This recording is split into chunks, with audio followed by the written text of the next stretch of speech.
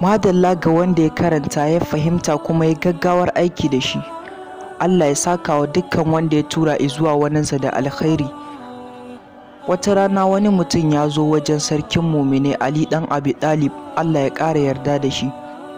Sai ya ce, da sannu zan tambaye ka game da wasu al'amura guda 4 ka amsa min.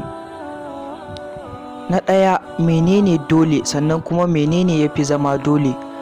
Na biyu, menene a kusa sannan menene mafi kusa? Na uku, menene abin mamaki sannan menene mafi ban mamaki? Na hudu, menene wahala sannan menene mafi wahala? Amsa, sai Sayyidina Ali ya amsa masa da cewa wajibi shine biyayya ga Allah, mafi zama wajibi shine barin aikata zunubi. Wanda yake a kusa shine tashin alkiyama, mafi kusa kuma ita ce mutuwa. Abin mamaki ita ce duniya, mafi ban mamaki son duniya. Wahala shine kabari, mafi wahala shine zuwa kabari babu guziri, wato aiki na gari. Ya Ubangiji mai juya zukata, ka tabbatar da zuciyata a bisa addininka.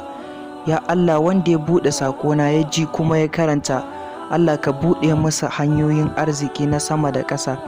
Wanda ya yada wato turawa tsakanin al'umma, Allah karka haramta masa aljannarka. Amin.